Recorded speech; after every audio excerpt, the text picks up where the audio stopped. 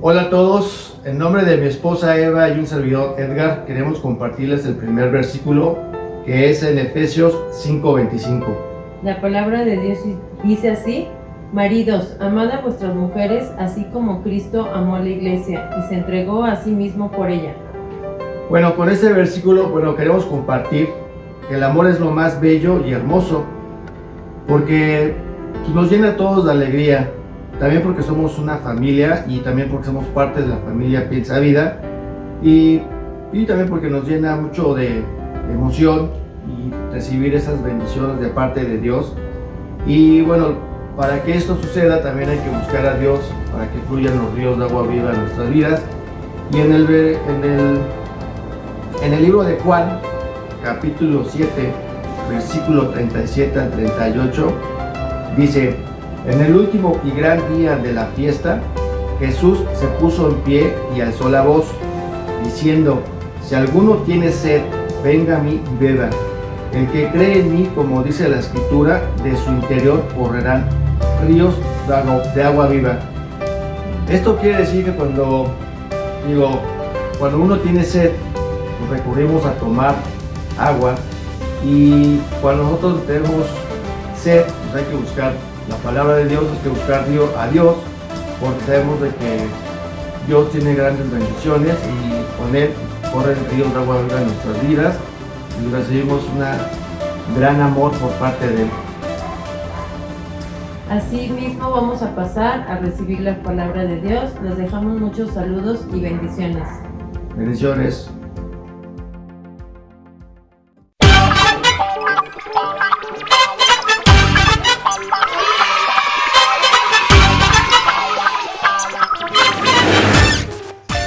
Nuevamente estamos con ustedes.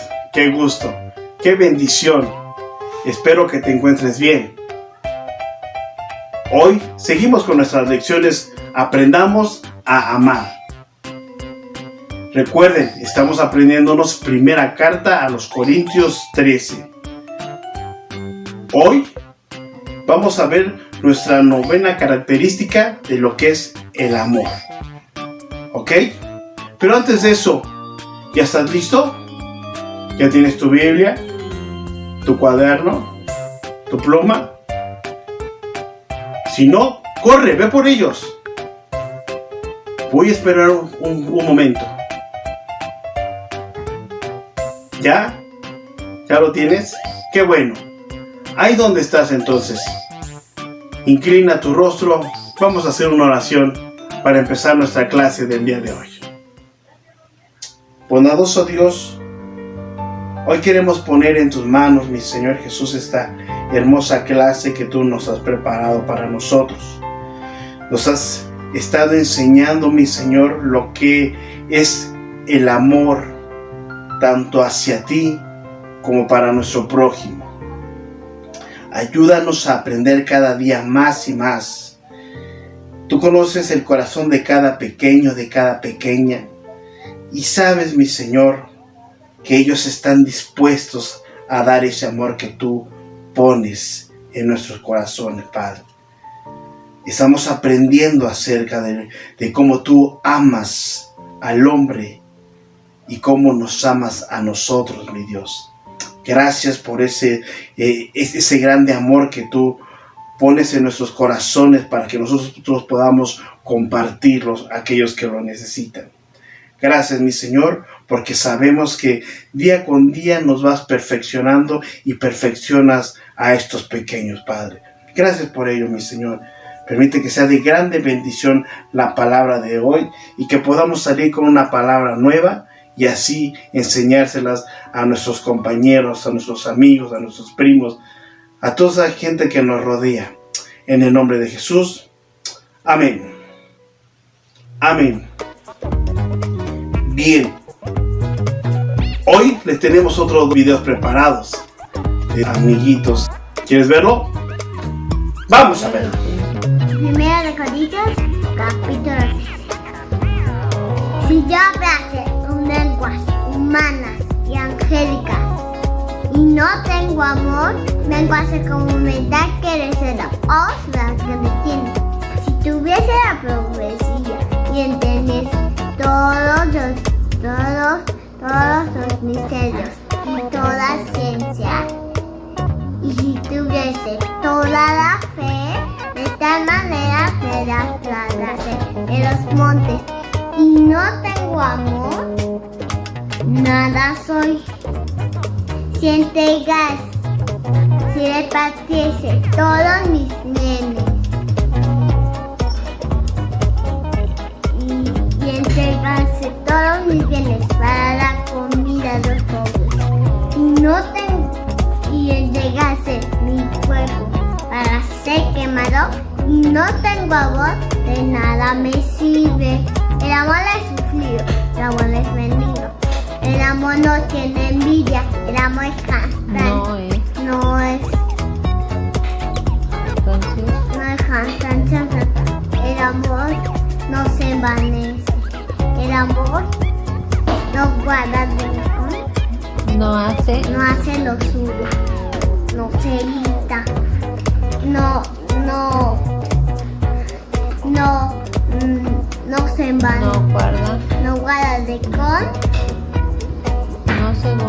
No se goza de la justicia, mas se goza de la verdad. Todo lo cree, todo lo sufre, todo lo espera, todo lo soporta. Bye. Hola, mi nombre es Ivana y hoy les voy a decir qué es el amor para mí. El amor no es un sentimiento, es una decisión, es ayudar a tu prójimo, visitar a un enfermo, perdonar a alguien que se preocupa por ti, que está al pendiente de ti, que pase lo que pase te va a seguir queriendo, o si lo haces enojar o tú lo haces enojar, te va a seguir queriendo incondicionalmente. Eso es el amor para mí. Primera de Corintios capítulo 13 dice: si hablase lenguas humanas y angélicas y no tengo amor, vengo a ser como metal que resuena o címbalo que detiene. Y si tuviese profecía y entendiese todos los misterios y toda la ciencia, y si tuviese toda la fe, de tal manera que trasladase los montes, y no tengo amor, nada soy. Si repartiese todos mis bienes para dar de comer a los pobres, y entregase mi cuerpo para ser quemado, y no tengo amor, de nada me sirve. El amor es sufrido, es benigno, el amor no tiene envidia, el amor no es jactancioso, no se envanece.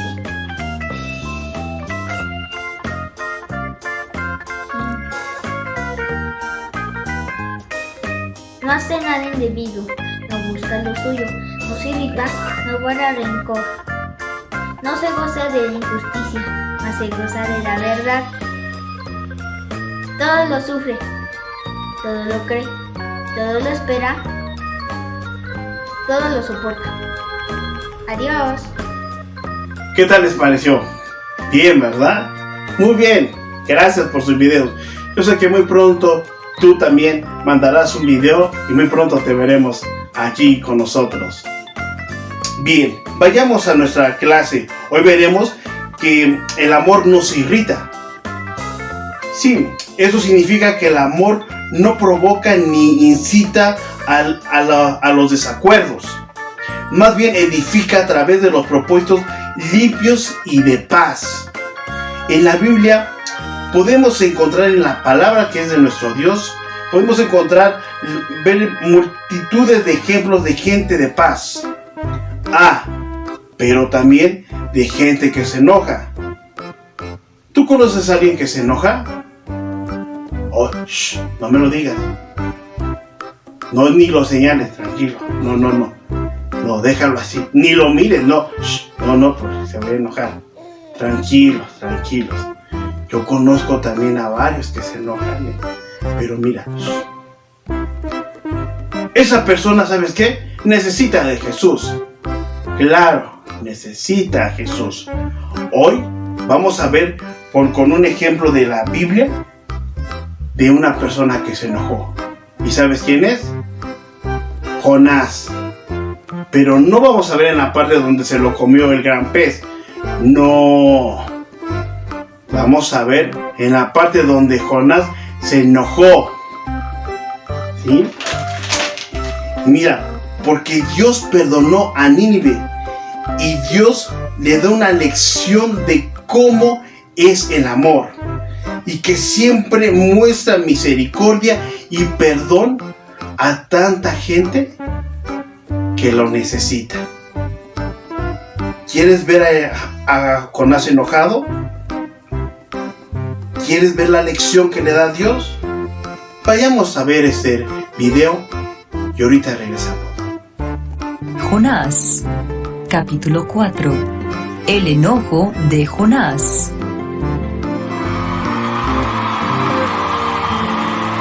Pero Jonás se apesadumbró en extremo y se enojó.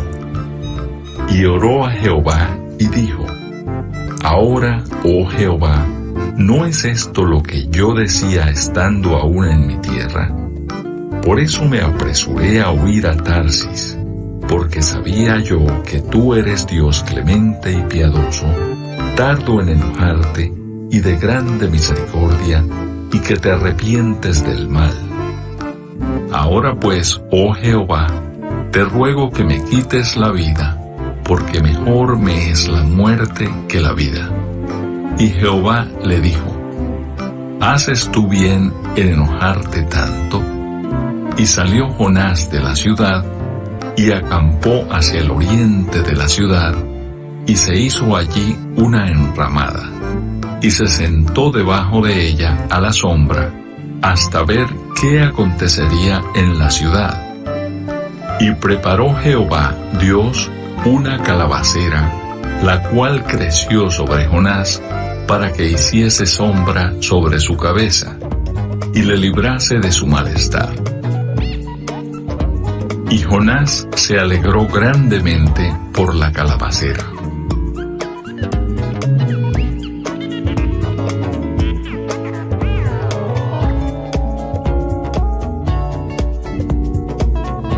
Pero al venir el alba del día siguiente, Dios preparó un gusano, el cual hirió la calabacera y se secó.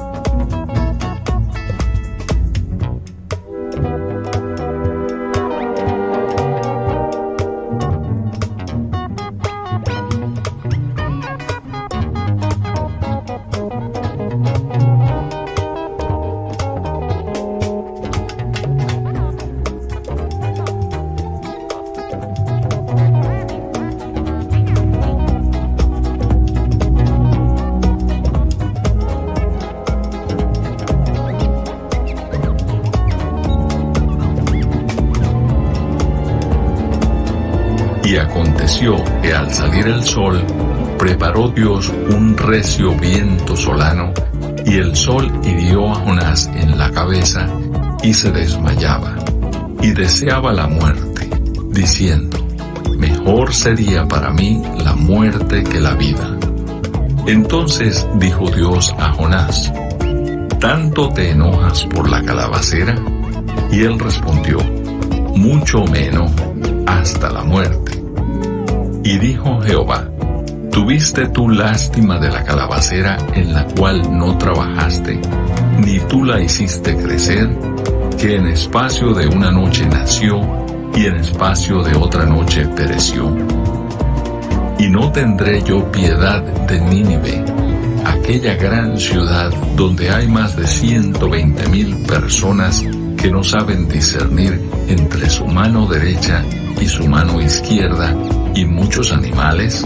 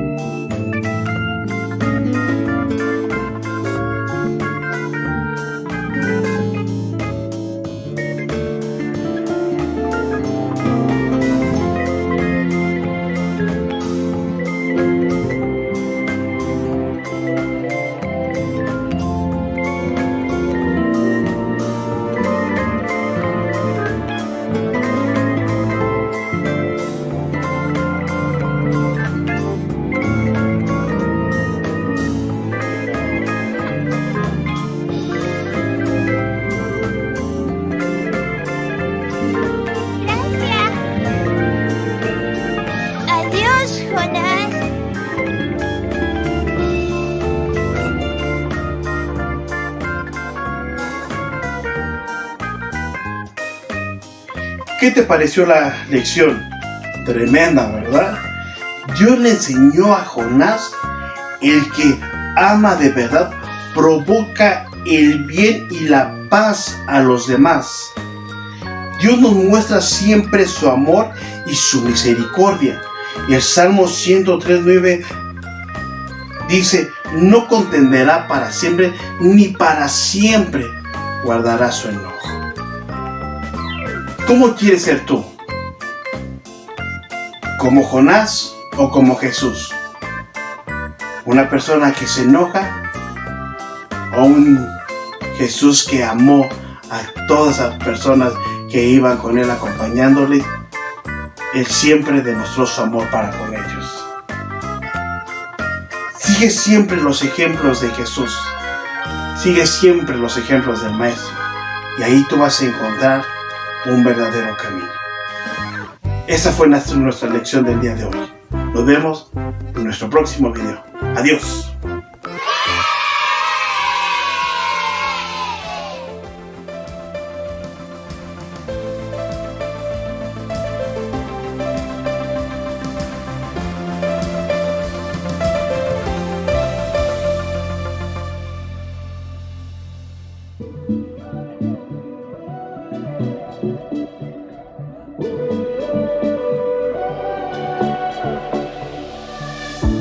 Cuando oscurece y el miedo crece, escucharé tu voz. Si mi esperanza y fe se acaban, mi fuerza tú serás. Cuando creo que no hay valor en mí, Dios lo encuentro en ti. No me rendiré, pues sé que tú nunca me dejarás, nunca me dejarás. Tu amor me cautivó, nunca estás lejos. Me siento resonando como un eco. Tu amor me cautivó, nunca estás lejos. Me siento resonando como un eco en mi corazón.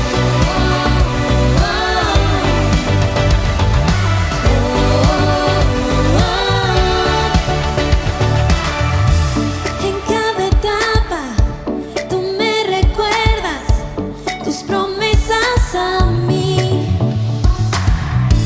No hay quien detenga lo que tú empiezas hasta que llegue al fin.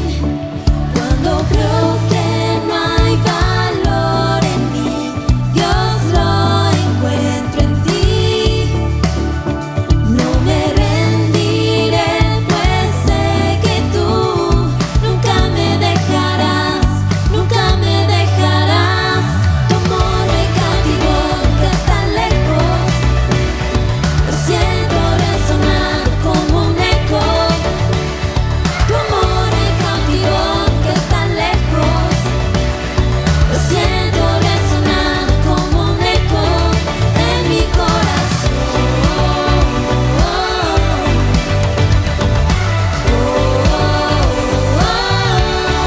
En mi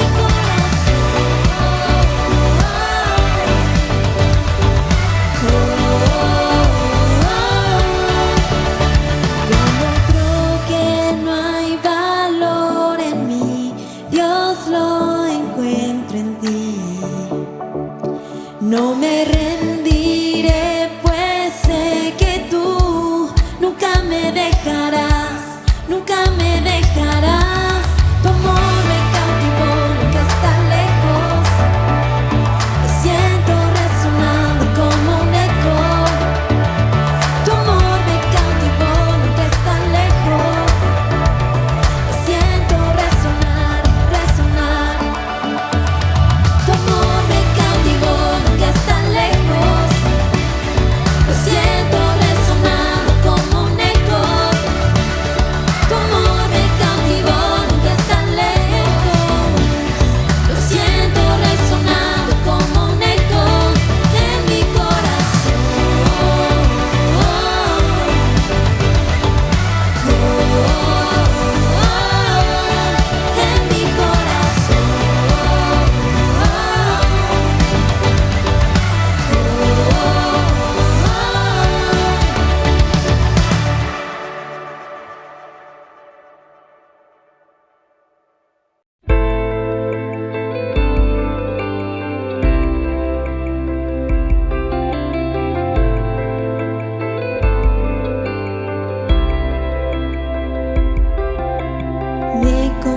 compraste con tu sangre, me escogiste, me amaste, me llenaste de alegría. Te acordaste de mi dolor, en tus sombras me escondiste, desde el vientre me apartaste, me llamaste por mi nombre. Te glorificarás en mí. Abba, Padre, tu hijo soy. Abba, Padre, mi primer amor. Corro a tus brazos, pertenezco a ti. Abba, Padre, tu hijo soy.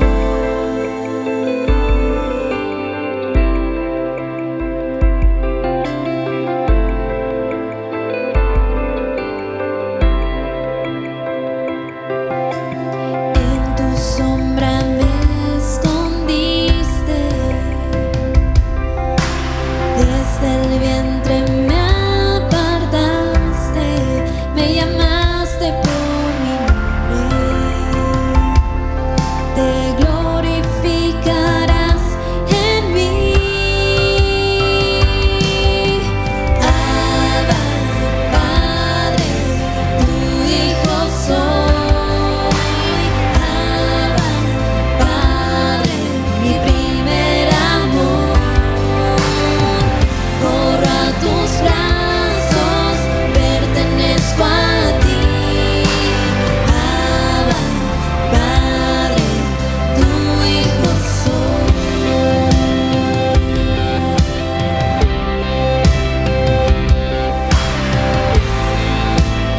Te adoramos, oh Rey. Vuelvo a mi hogar, donde soy libre, donde me amas, tú eres mi herencia. Vuelvo a mi hogar, yo no soy huérfano, yo no estoy solo, tú eres mi herencia. Vuelvo a mi hogar, donde me amas, tú eres mi herencia. Vuelvo a mi hogar, yo no soy huérfano.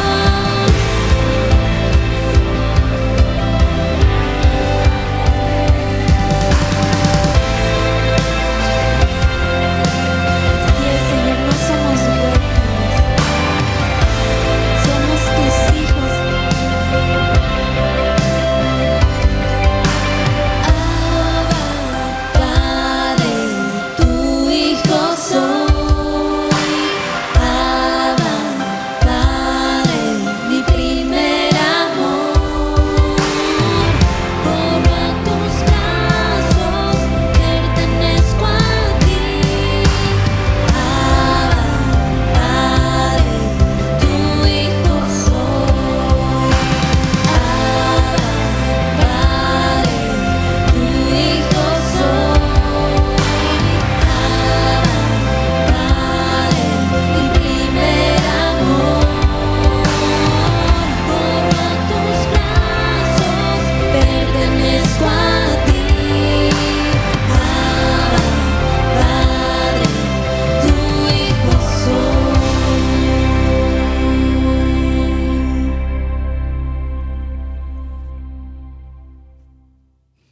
Así es, Señor, somos tus hijos, Padre, y venimos aquí para buscarte a ti, Señor, para alabarte, para honrarte con nuestras palabras, Señor, para honrarte con nuestras acciones, con nuestro corazón, Señor, y también para agradecerte, porque tú has sido fiel, porque tú Eres nuestro Padre y nunca, nunca nos has dejado ni nos dejarás. Aunque nuestros pies, Señor, tambaleen, aunque estemos, Señor, en valle de sombra, Padre, Tú estás con nosotros, Señor. Y te agradecemos, Padre. Tu voz me llama a las aguas donde mis pies pueden fallar, y ahí te encuentro en lo incierto.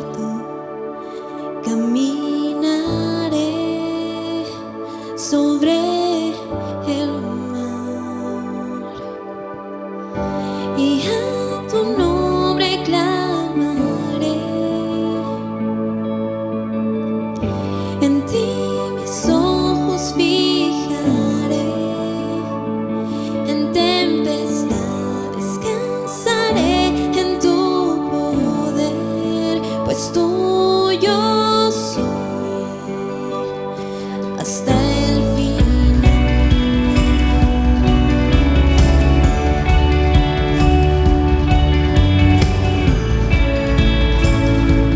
Te adoramos, Padre. Tu gracia abunda en la tormenta, tu mano, Dios, me guiará. Cuando hay temor en mi camino, tú eres fiel y no cambiarás. Y a tu nombre clamaré, en ti mis ojos fijaré, en tempestad descansaré en tu poder, pues tuyo soy hasta el final.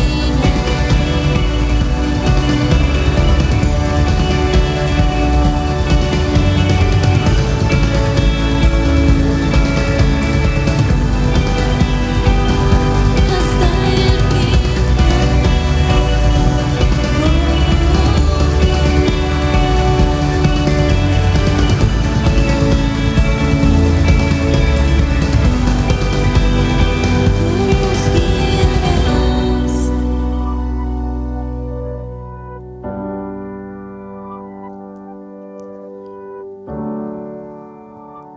te adoramos, Rey.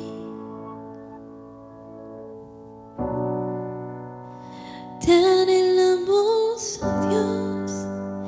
Te exaltamos a ti.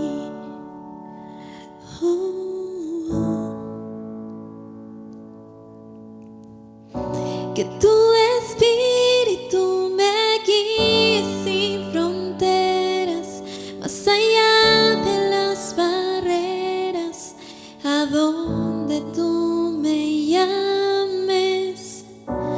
Tú me llevas más allá de lo soñado, donde puedo estar confiado al estar en tu presencia. Que tu espíritu me guíe sin fronteras, más allá de las barreras, a donde tú me llames. Tú me llevas más allá de lo soñado, donde puedo estar confiado al estar en tu presencia.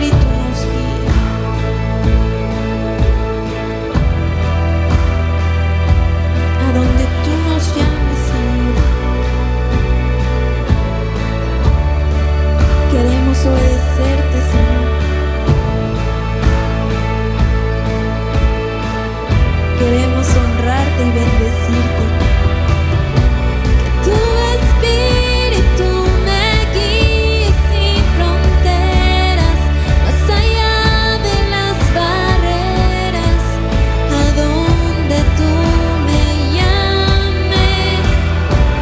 Tú me llevas más allá de lo soñado, donde puedo estar confiado al estar en tu presencia.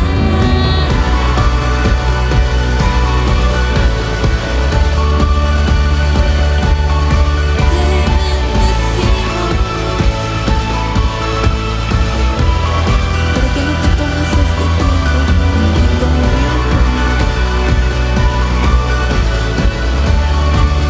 para adorarlo, para decirle: Señor, estoy aquí, Padre, para obedecerte a ti, Señor, para alabarte, y a tu nombre clamaré.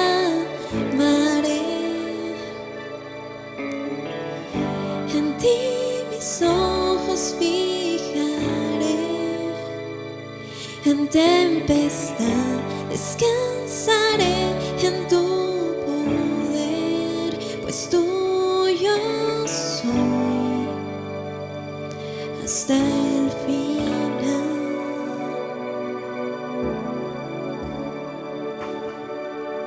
Hasta el final.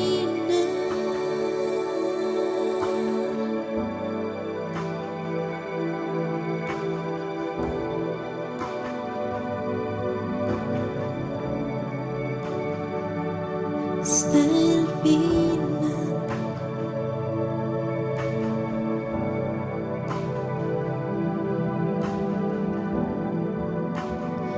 Queremos seguirte, queremos honrarte.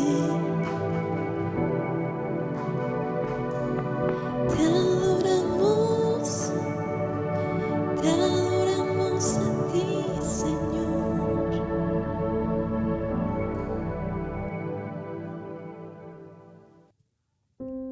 Amén.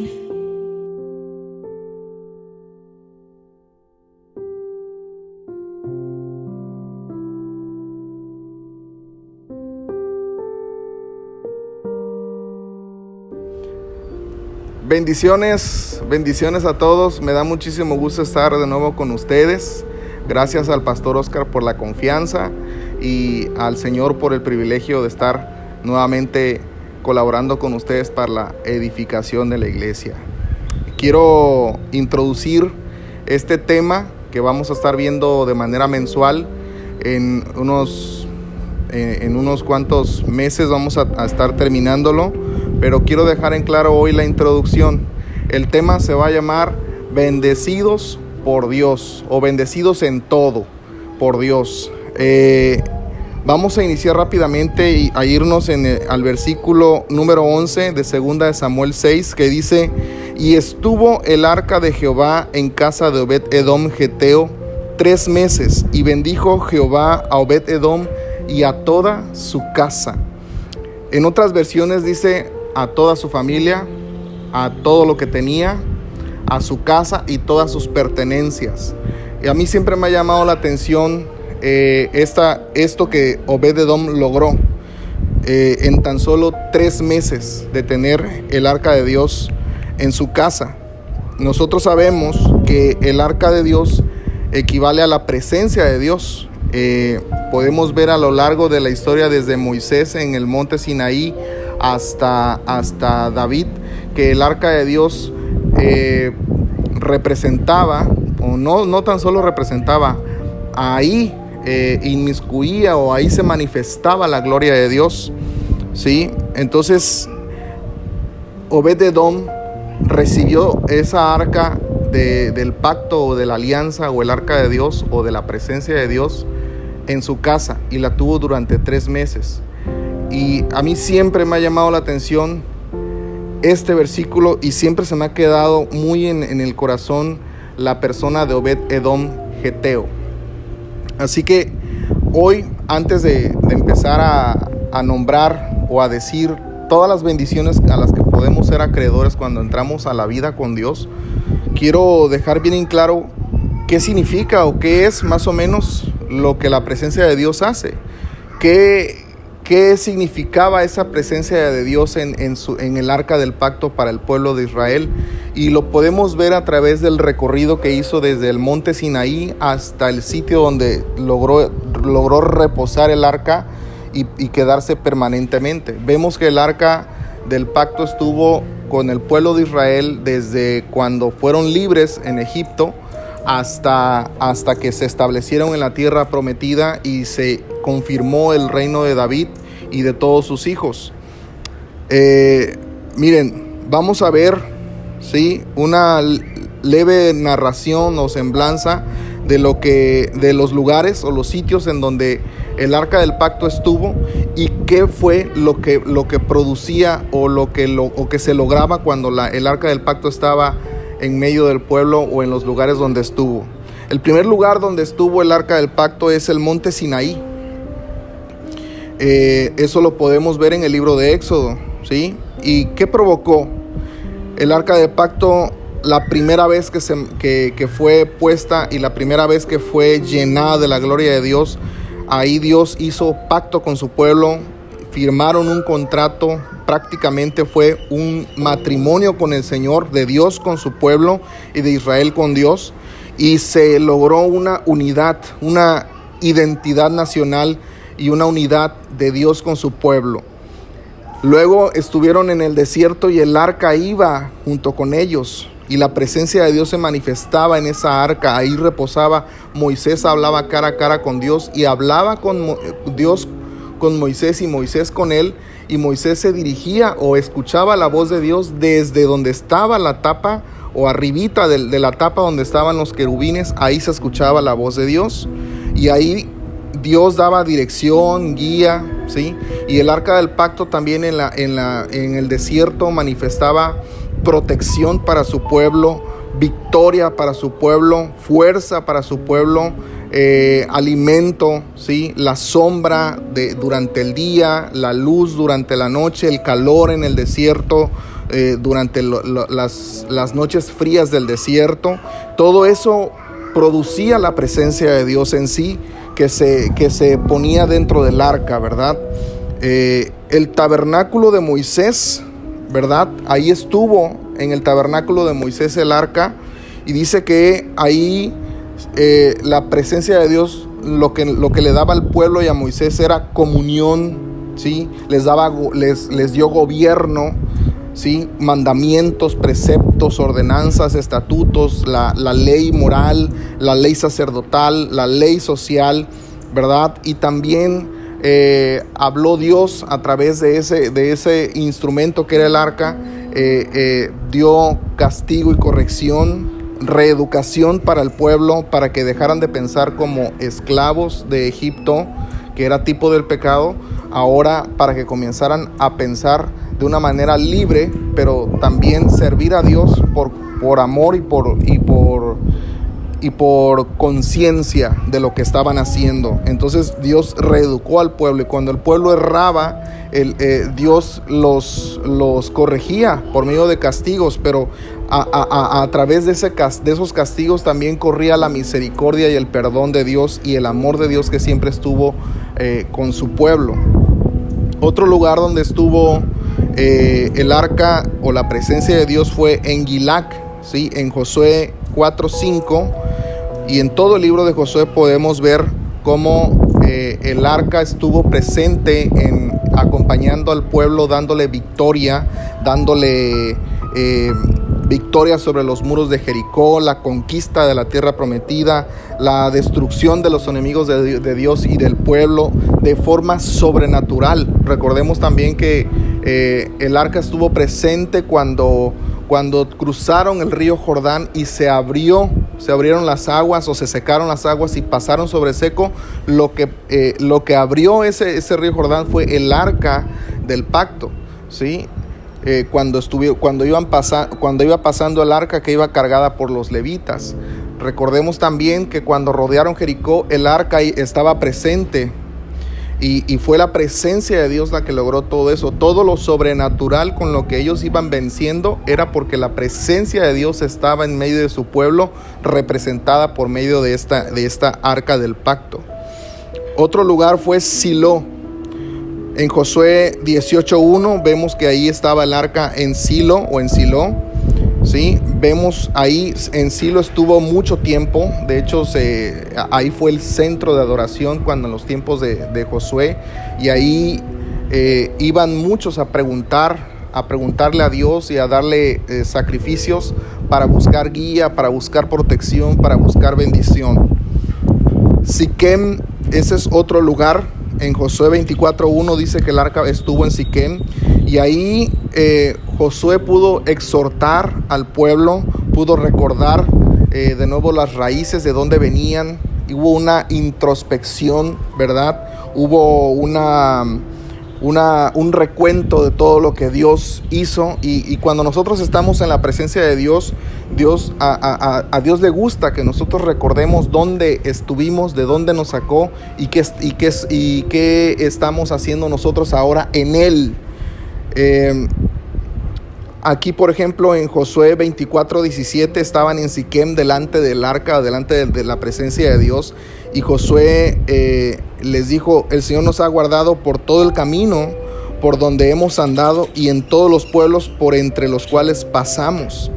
Así que aquí en este lugar Josué exhortó al pueblo y les recordó todas estas cosas. Hicieron introspección de sus vidas, y Josué les dijo: yo no sé ustedes, pero yo y mi casa serviremos al Señor. Y eso lo hicieron delante de la presencia de Dios, y el pueblo dijo: eso haremos también, serviremos al Señor, el Señor será nuestro Dios, y dejaremos ídolos, dejaremos todo lo que nos distrae y nos aleja de Él, y nos centraremos en Él.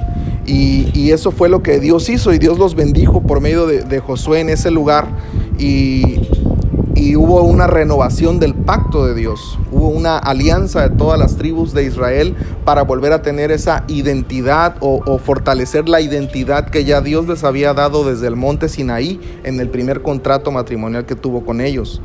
Es decir, en épocas de Josué, el arca seguía moviéndose. Estuvo en Silo, luego se la llevaron a Siquem cuando Josué habló con ellos. Luego regresó a Silo en Jueces 18:31, le seguimos el rastro, y quedó en Silo, y en Silo seguía dando dirección, seguía dando victorias, seguía siendo Dios fiel a sus promesas, porque Él seguía presente en el lugar donde le daban reposo al arca, que representaba su presencia.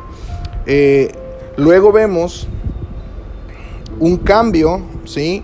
Y para 1 Samuel de capítulo 1 versículo 3, el arca todavía seguía en Silo.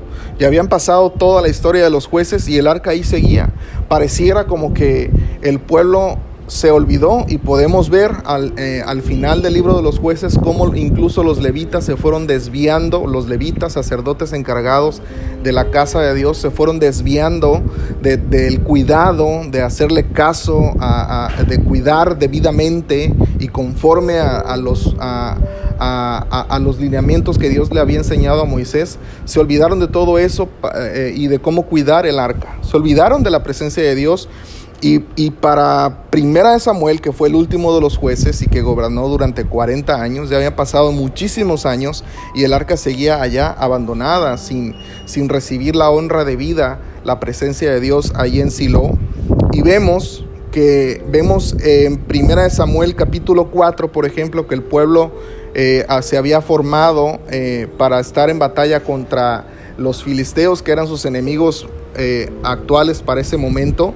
Y sufrieron una derrota, lloraron, fueron a la presencia de Dios a Silo, trajeron el arca al lugar donde se iban a presentar, que se llamaba Ebenezer, donde iban a luchar contra estos filisteos, y resulta que fueron derrotados. Pero ¿por qué? Si estaba la presencia de Dios que antes les había dado victorias, ¿por qué ahora el arca de Dios no les estaba bendiciendo como para que le ganaran a los filisteos? Resulta, y la respuesta, la Biblia lo dice, en 1 Samuel 4:11 dice que la causa fueron los hijos de Elí, los hijos del sumo sacerdote. Y eso está descrito en 1 Samuel 3, del 11 al 14. Recordemos que cuando Dios le habló a Samuel, en la niñez de Samuel, ya los hijos de Elí ya se comportaban abusando de las ofrendas del pueblo, de las mujeres, del pueblo mismo. Estaban abusando y no estaban dando testimonio correcto de su sacerdocio delante de Dios y delante del arca. Así que les valía gorro que el arca y el arca que representaba la presencia de Dios, o déjenme acomodar lo que estoy diciendo, les valía la presencia de Dios delante de ellos, y ellos se mantenían abusando del pueblo y de su autoridad como sacerdotes. Se enriquecieron, se envilecieron, y Elí, que era su padre y era el sumo sacerdote, no les estorbó su pecado. Cuando Dios le habló a Samuel la primera vez, Samuel lo que escuchó de Dios fue la advertencia que Dios iba a cortar con la familia de Elí a causa de la actitud de sus hijos. Y pasado el tiempo, ya Samuel adulto y ya Elí viejo, cansado, y sus hijos seguían haciendo las cosas mal delante de la presencia de Dios, sucede esta situación en 1 Samuel 4, donde los filisteos ganan.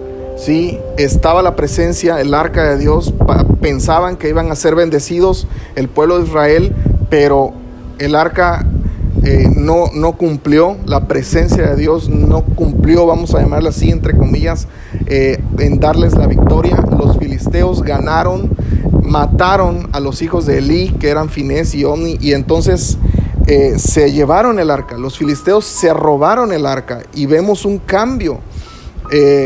Vemos en ese mismo capítulo donde Elí también, al recibir la noticia, muere, y la nuera de Elí, que logró parir en ese momento por el estrés de la noticia de que el padre de su hijo y su abuelo habían fallecido, ella también fallece, y el hijo que les queda nombrado como Icabod, que significa la gloria de Dios se ha ido, porque el arca se había ido del sitio donde estaban el centro de adoración de Israel. Fue robada por los filisteos. Y entonces vemos un caminar desde el arca de Ebenezer, donde estaba el sitio de la guerra, donde tuvieron guerra, hasta Asdod, una ciudad filistea. Y sabemos que los filisteos no eran hijos de Dios, ni Dios había tenido pacto con ellos, eran idólatras, y su Dios era un ídolo, era un Dios falso que se llamaba Dagón, y para ellos fue una victoria llevar el arca, y se lo ofrecieron a su Dios Dagón. Y en 1 Samuel 5 vemos cómo el arca, después de haber puesto el arca ellos ahí en el templo del Dios Dagón como si fuera una ofrenda, al siguiente día Dagón amaneció, la estatua de Dagón amaneció postrada en tierra delante del arca de Jehová. Volvieron a parar la estatua de piedra y a poner el arca de nuevo como ofrenda, y al siguiente día esa estatua volvió a estar delante del arca, a amanecer delante del arca, degollada y con las manos cortadas y tirada en el piso delante del arca. Y además la presencia de Dios comenzó a manifestarse de una manera negativa contra los filisteos, porque estaban ahí con el arca y no la estaban honrando, la estaban aún más deshonrando y desechando, y queriendo poner a Dios, al verdadero Dios, la presencia de Dios, por debajo de un ídolo. Entonces Dios agravó su mano, dice la palabra, y destruyó e hirió con tumores a todo el territorio de Asdod. Y los de Asdod se desesperaron por esta situación y dijeron: esto es por causa del Dios de Israel, porque tenemos su arca. Y dijeron: deshagámonos del arca, y se lo mandaron a otra ciudad filistea. Y el arca pasó de Asdod a Gat de Filistea. Igual en 1 Samuel 5 está. Y la mano de Jehová seguía contra la ciudad con gran quebrantamiento. Hubo aflicción contra todos los hombres, chicos y grandes, y se llenaron de tumores. Volvieron a decir: este es el arca de Dios, no nos las dejen aquí, mandémosla a otra ciudad. Y la mandaron a otra ciudad de los filisteos que se llamaba Ecrón. en 1 Samuel 6 está, y hubo temor y gran consternación de muerte en medio de esta gente filistea de Cron, y la mano de Dios siguió agravándose, y los que no morían eran heridos de tumores, y el clamor de esa gente subía al cielo. Así que esta arca estuvo 7 meses en la tierra de los filisteos, y en 1 Samuel, ¿sí? 5 y 6 ellos deciden, los filisteos deciden, no, sabes que no nos podemos quedar con esta arca que nos está matando, la presencia de Dios, como la estamos rechazando y no estamos creyendo en Él, y no somos sus hijos, no somos el pueblo de su pacto, nos está haciendo mal. Y entonces deciden devolverla y hacen una junta, ¿verdad? Y dicen, pues si la ponemos de esta manera en un carro con unas ofrendas según a su parecer, y con unas vacas, y esas vacas llevan el arca hacia Israel, entonces quiere decir que el Dios de Israel era el que nos estaba castigando por haber hecho por tener su arca y no honrarla, no honrar su presencia. Y resulta que eso hicieron, y eso fue lo que sucedió. Las vacas fueron caminando hacia el territorio de Israel. Y en 1 Samuel 6 vemos cómo las vacas se dirigen hacia un pueblito que se llamaba Bet-Semes, ¿sí? que era un pueblito donde estaban israelitas haciendo trabajos de agricultura. Y cuando vieron venir el arca, y el arca se posó al lado, sobre una roca, ¿sí? Las vacas se posaron ahí. Ellos se regocijaron, los que estaban ahí, pero no se regocijaron, se emocionaron y tuvieron la osadía de abrir el arca y de tomarla sin respeto y de asomarse a ver lo que había. Y Dios hizo gran mortandad en medio de su pueblo. Entonces ellos se preguntaban, ¿cómo es posible? ¿Quién puede estar delante de la presencia de Dios y salir vivo? O sea, ¿cómo podemos estar delante de su presencia si aquí le hicimos sacrificios, y aquí la recibimos con gran regocijo, hicimos fiesta y le sacrificamos animales y todo? Pero ¿cómo? Y es que aquí el secreto, mis hermanos, la manera de recibir a la presencia de Dios no es nada más con emoción, no es nada más con tener el corazón emocionado y ya recibir la palabra de Dios o la presencia de Dios, sino que tenemos que saber y conocer cómo Dios quiere que se le trate. Y esa única forma de saberlo es a través de conocer su ley, su palabra. Su mente está escrita en la ley, su mente está escrita en la palabra. Si nosotros no sabemos e ignoramos lo que en su palabra o lo que Él describe en su palabra o en su ley, no sabremos entonces cómo acercárnoslo. Y es válido, es real, porque ¿cómo podemos nosotros acercarnos ante el gran Dios del universo, creador todopoderoso del cielo y de la tierra, como si fuéramos Juan por nuestra casa? ¿Cómo podemos nosotros acercarnos a la presencia del gran Rey y Juez de la tierra y de toda la creación como cualquier cosa, como si fuera cualquier cosa? Y no, tenemos que acercarnos con un protocolo, con un debido respeto, con un temor reverente. Y eso fue lo que les faltó a esta gente, y fue lo que produjo esta gran mortandad. Así que ellos decidieron, ¿sí? No tener esa presencia del arca ahí, porque no sabían cómo tratarla, lo ignoraban. Decidieron no investigar, decidieron quedarse así y no resolver el problema que tenían. Prefirieron no tener la presencia de Dios y deshacerse de ella, en vez de buscar e investigar cómo debía de tratarse la presencia de Dios. Y por lo tanto ellos agarraron y la mandaron a la casa de Abinadab, un sacerdote levita que estaba ahí, que vivía cerca de Bet-Semes. Y entonces el arca se trasladó a ese lugar que se llamaba Kiriat Jearim, y estuvo, mis amados, 20 años hasta que llegó el rey David. O sea, es decir, desde que antes de que tuvieran rey y desde que empezó Saúl como rey y todo el reinado de Saúl, el arca quedó olvidada en casa de Abinadab y no se le trató como se le debió de tratar. Vemos en 1 Samuel 7 que ahí quedó y estuvo 20 años en esa casa de Abinadab, y dice que toda la casa de Israel lamentaba en pos de Jehová. Es decir, otras versiones dicen seguían buscando a Dios, pero no se daban cuenta que la presencia de Dios estaba en esa arca. No lo sabían, lo ignoraban, porque en aquel entonces no había palabra escrita, tenían que transmitírsela de palabra en palabra, y los levitas tenían que encargarse de leer los rollos o de leer las tablas y transmitírsela al pueblo, y ni siquiera los levitas estaban haciendo lo que les correspondía porque ignoraban. Y fue entonces cuando Samuel llegó, y Samuel, siendo profeta, empezó a juzgar a Israel y a decirles todo lo que tenían que hacer. Y entonces empezó la misericordia de Dios a actuar. Y fue hasta que llegó David en 2 Samuel 6 y 1 Crónicas 13 que él intentó llevar el arca a su reino, ya siendo rey. Ya habían pasado toda la historia desde Saúl hasta David y Goliat, y toda la persecución que tuvo David en el desierto, su estancia en la cueva de Adulam, etcétera, etcétera, hasta que llegó a ser ungido rey.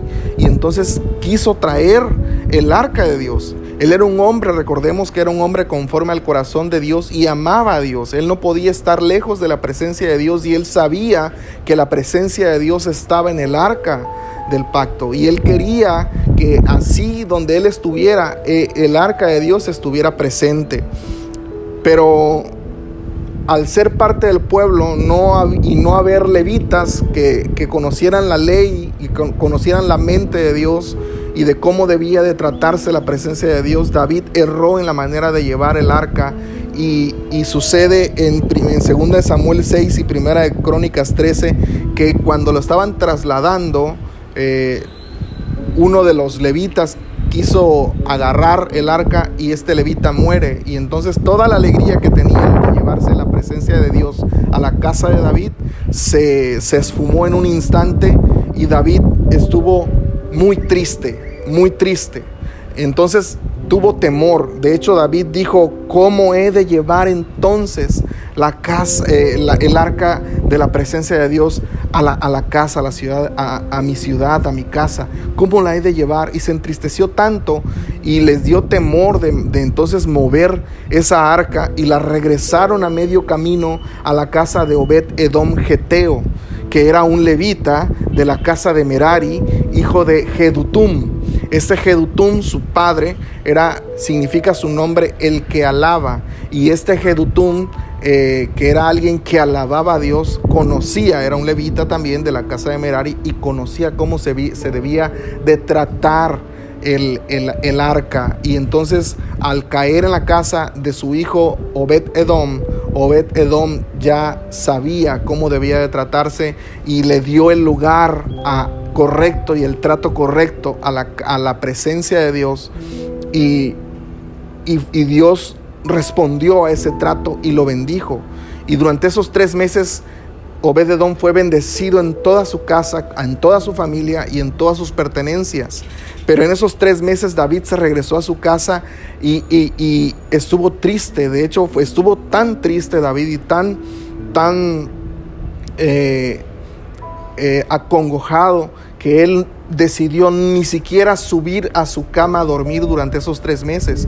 Fue cuando escribió el Salmo 132, y ese Salmo 132 habla de cómo él le pide a Dios que le muestre cómo debe de llevarlo, como él le dice: yo no voy a subir a mi cama a descansar mientras tu arca no descanse en mi casa. Y en ese mismo Salmo 132, en la segunda parte del Salmo, Dios le responde y le dice: yo escogí tu casa como mi casa, yo escogí Sión, y aquí moraré por siempre, y estableceré tu trono para siempre. Y en ese momento, cuando Dios le habla, Dios le muestra: es conforme a mi voluntad que tienen que mover mi arca, es conforme a mi voluntad que tienen que acercarse a mi presencia, es conforme a mi corazón y conforme a mi deseo que ustedes se tienen que acercar a mí. Y entonces David se remitió a la ley, y la ley la leyó, y vemos entonces en Primera de Crónicas 13, 15 y 16, aún David que habla y decía es que el arca se debe de tratar de esta manera y la manera de trasladarla debe ser con los levitas, porque así lo dispuso Dios desde que habló con Moisés. Entonces vemos a un David que supo trasladar el arca, y cuando trasladó el arca iban sacrificando carneros, iban sacrificando bueyes, iban danzando. Él puso levitas cantores, él puso dirigentes que eran diestros en los instrumentos, gente que era diestro en el cántico, que sabían eran cantores, que le dedicaban alabanza. Mandó a llamar a los principales de los levitas, a los principales del pueblo, y hizo una fiesta para que el arca de Jehová fuera trasladada como debía ser, pero también con los honores. David hizo llevar el arca correctamente, ofreció sacrificios caros y engordados, danzó con todas sus fuerzas, se vistió de lino, quiere decir que se santificaron, se consagraron. Toda la casa de Israel, más de 30,000 escogidos de Dios, de Israel, conducían el arca con júbilo y con sonido de trompetas. David saltaba y danzaba delante de Jehová, delante de su arca. Pusieron el arca en medio de una tienda en casa de David, una tienda especial que él mandó hacer. Sacrificaron holocaustos y ofrendas de paz. Bendijo David al pueblo delante de Dios. Repartió al pueblo de los mismos sacrificios. Dice ahí que repartió tanto a hombres y mujeres. No hizo distinción y los bendijo. Y a cada uno le dio un pan, un pedazo de carne y y una torta de pasas. Bendijo también David su propia casa y declaró en Primera de Crónicas 15 o 16 vemos el salmo que David declara para bendecir a Dios y bendecir su casa y bendecir el pueblo, y le da el tributo debido a su nombre. En la siguiente parte vamos a ver estos salmos que David dedica, porque vamos a estudiar el corazón de David, que era el mismo corazón que tuvo Obed-Edom para tratar la presencia de Dios. Así que puso levitas a adorar, proclamó y cantó salmos ayudado de los levitas, y dejó un coro especial de levitas para que adoraran de continuo al Señor. Así que la Biblia no muestra, hermanos, qué hizo Obed-Edom para ser bendecido durante estos 3 meses, pero sí vemos lo que sí hizo David para trasladar y darle el lugar al arca de la presencia de Dios. Y podemos concluir que lo que hizo David lo hizo también Obed-Edom en pequeño, y David lo hizo quizá en grande porque era el rey, pero el corazón fue el mismo, la actitud fue la misma, ¿sí? Ellos debían procurar al Dios del arca, y Dios les mostraría cómo caminar en ese trato con su presencia, y por lo tanto eran acreedores a la bendición de la presencia de Dios. Y es que, hermanos, ¿quién puede negar que la presencia de Dios en nuestras vidas es bendición? Y el Señor los bendijo de una manera integral, y esa manera integral afectó todas las áreas de sus vidas, tanto de la vida de Obed-Edom como de la vida de David. Así que lo correcto era saberle dar la honra debida a su nombre, saberle dar una verdadera adoración conforme a la voluntad de Dios. No basta solamente conocer a Dios así con emociones. No basta solamente tener el ánimo de conocerle, sino también debemos de tener el ánimo de someternos a su voluntad, y entonces saber que Dios se agrada de lo que hacemos. Porque muchas veces podemos estar diciendo que le amamos y que le conocemos, o que le queremos dar la honra a su nombre, pero por otro lado estamos haciendo lo que le desagrada. No podemos, por eso tenían que consagrarse. Así que, investigando, hay 12 áreas de la vida en las que fueron bendecidos estos varones, y Dios los bendijo, número 1, de manera espiritual; número 2, en su carácter, en sus emociones; número 3, los bendijo de manera racional, en su educación; número 4, les dio salud física, los bendijo físicamente; número 5, los llenó de talentos, de dones, de artes para poder hacer riquezas con sus manos, los bendijo de manera cronológica, es decir, les dio largura de días. Los bendijo en sus finanzas, en su economía, en sus pertenencias. Número 8, en su familia. Los bendijo para que fueran bendición en la comunidad. Los bendijo de manera socialmente. Los bendijo de manera laboral. Les dio trabajo, les dio bendición, porque el trabajo es bendición. Número 11, los bendijo en su potencial, en su área trascendental. Pudieron crecer más allá, ir más allá de los propios propósitos personales, sino que fueron más allá a los propósitos de Dios, y Dios cumplió sus propósitos en sus vidas de ellos. Y número 12, ellos pudieron ser gente que dejó legado. Más adelante podemos ver que la Biblia habla de Obed-Edom y de sus 60 hijos. Podemos ver a David y que fue su reino confirmado por generaciones sin tener final.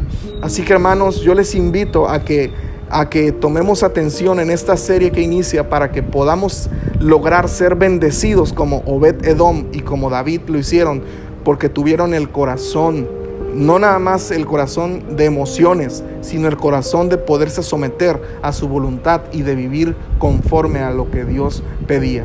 Padre, en el nombre de Jesús, bendigo a cada uno de los que hoy escucharon este mensaje. Bendigo a cada uno de los que escucharon este mensaje, para que su corazón sea mudado, mi Dios, sea mudado, para que pueda ser un corazón conforme al tuyo, mi Dios, para que sus mentes, mi Dios, sean abiertas y sea puesto en ellos, en cada uno de ellos, un hambre y sed de tu palabra, un hambre de conocerte más, porque conocerte no es nada más saber que te llamas Jehová o Yahweh, sino que conocerte significa conocerte íntimamente, tener intimidad, conocer tu mente, conocer tu manera de pensar, cómo te mueves, cómo hablas, incluso hasta cómo hueles, Señor, porque tú eres el Dios que se manifiesta a los que le buscan de corazón. Así, Señor, te pido que te manifiestes en cada uno de ellos y los bendigas de esta manera, para que sea gente con conocimiento y no mueran y no muramos, mi Dios, como Usa o como el pueblo que decidió morir antes de conocer a su Dios, Padre, porque tu palabra dice que tu pueblo muere por falta de conocimiento, pero también dice tu palabra que en los postreros tiempos el conocimiento de tu gloria, Señor, llenará la tierra. Hoy te pido que el conocimiento de tu gloria llene nuestros corazones, llene nuestras mentes y nos ayude a darte un culto racional, inteligente, Señor, para que podamos saber saber dar el culto y la honra correcta de vida a tu gran nombre, para que tu presencia sea honrada en nuestras vidas, en nuestras casas, para que tu presencia misma, Señor, que lo es todo para nosotros, sea, mi Dios, la gran bendición, y podamos ser testimonios vivos de tu presencia delante de los hombres y delante de toda la tierra. En el poderoso nombre de Jesús, así los bendigo. En el nombre de Jesús, amén, amén y amén. Bendiciones, hermanos. Bendiciones.